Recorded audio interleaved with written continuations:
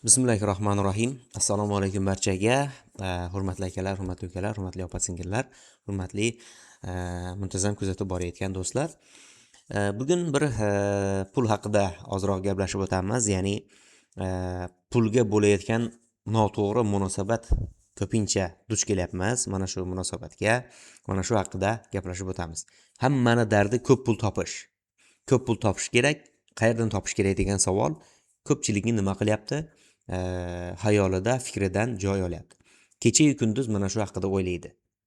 Misol uchun mana qayerdan ko'p pul topsam ekan deydi. Misol uchun ko'p pul bo'lgandan keyin nima qilasan desa, iPhone 17 Pro Max olaman deydi yoki mashina olaman yaxshiroq deydi yoki bo'lmasam uylanmagan yigitlar bo'lsa uylanaman deydi. Xullas o'zini har kimni o'ziga yarasha pulni sarflaydigan joyi bor.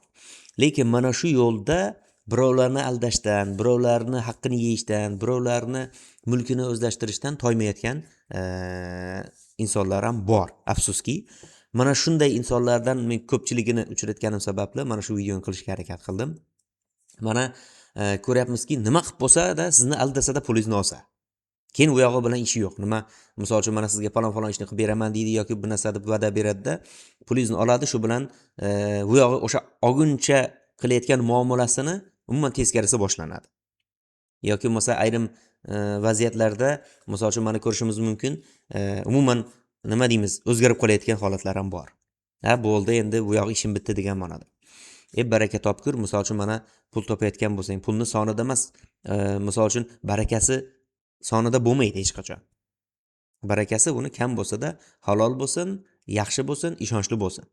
Mana shunga e'tibor beringlar. Misol uchun ko'pchilik mana pul topsam bo'ldi deydi, YouTube'da yoki bo'lmasam boshqa joylarda ishlaydi, YouTube'da video yuritadi yoki bo'lmasam qanaqadir bir ishlar qiladi, istalgan bir yo'nalishlarda ishlab ketaveradi, fahsh bormi, munkar bormi, pul bo'lsa bo'ldi deydi. Bu yoq bir gap bo'lar deydi. Eng noto'g'ri fikr. Qancha pul topsangiz ham 1 gram ham yuqmaydi. O'sha narsani esingizdan chiqarmang. Misol uchun mana shunaqa topasiz, zo'r topasiz, umuman yuqmaydi. 1 gram ham yuqmaydi. Buyurmaydi mana shu pul. Shuning uchun mana shunaqa xato qilmanglar. Ko'p holat, juda ham ko'p holatlarda bo'lyapti. Mana shu e'tibor berish kerak. Topayotgan pulingizni soniga e'tibor beravermang, mayli. Kamroq bo'lsa-da halol bo'lsin. Sizga o'sha yetarli. Misol uchun insonni xohishlari hech qachon ado bo'lmaydi. iPhone 17 Pro Max olgandan keyin yana bitta o'sha Versus telefonlar bor, qimmatroq, o'shani olaman deb chiqadi. Yoki bo'lmasa MacBook olaman deydi, uni ham olib bo'lgandan keyin qimmatroq yana bir $30,000 mashina minib yurgan bo'lsa, misol uchun boshida $3,000 Matizda yurudi. $30,000 mashina oldi. O'shanga ham shukr qilmaydi-da, endi men deydi BMW X7 olishim kerak, $170,000 ekan deydi, yana boshlanadi. Ya'ni insonni xohishlari, nafsiga bo'layotgan nafsini qondirishlari ado bo'lmaydi. Nafs shunaqaki, qondirilgandan keyin undan ham kattarog'ini so'raydi. O'shaning uchun siz topyapsiz, qanaqadir hunaringiz bor, qanaqadir bir yo'nalishda ishlayapsizmi?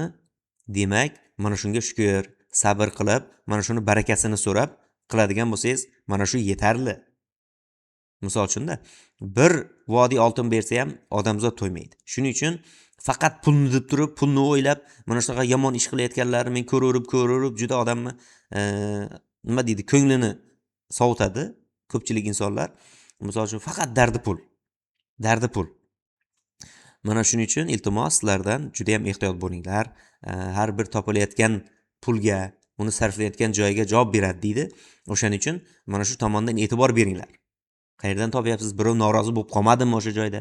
Yoki topayotgan yo'nalishingizda yoki ishingizda bu o'zi kerakmi insonlarga? Halolmi, yaxshimi? Fahsh munkar yo'qmi orasida? Faqat vaqtini bekorga sarflayotgani yo'qmi?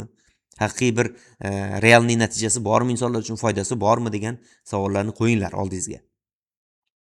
Faqat maqsad pul bo'lmasin, yaxshi pul topish, barakali pul topish, halol pul topishni maqsad qiladigan bo'lsak, albatta hammamiz o'sha o'ylagan niyatimizga ham yetamiz. Yaxshi niyat qilib qo'ygan bo'lsak, albatta bular amalga ham oshadi inshaalloh. Faqat sabr bilan shoshmasdan borish kerak.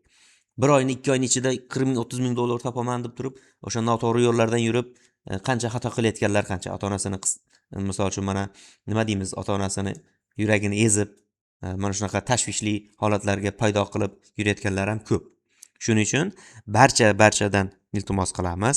Mana shu vaziyatlarga e'tibor berishini, yaxshi insonlar ham ko'p. Xudoga shukrki, o'sha halol haromdan qo'rqadigan, birovni haqqini yemaydigan, to'g'ri yo'lda yuraman deb turib, yaxshi niyatda yurayotgan insonlar ham ko'p. Lekin afsuski, noto'g'ri yo'lda yurayotganlar ham ancha ko'payib boryapti. Shularni ko'raverib men bugungi videoni qilishga qaror qildim. Mana shu aytilgan gaplardan ozgina bo'lsa-da o'ziga foyda oladigan bo'lsa, o'ylaymizki, qilgan videomiz besamar ketmabdi. Bugun aytmoqchi bo'lgan narsalarim mana shular haqida edi. Xudo xolos aytamiz desak gap ko'p endi, lekin qisqa qilaylik. Ko'pchilikning vaqti yo'q, boshqasi yo'q. Imkon qadar kamroq bo'lsa ham barakali bo'lsin, halol bo'lsin, yaxshi bo'lsin, insonlarga manfaatli ish qilib pul topishga harakat qiling. Har doim ham mana shu oliy maqsadingiz bo'lsin. Demak, hozircha xayr, sog' bo'ling, salomat bo'ling.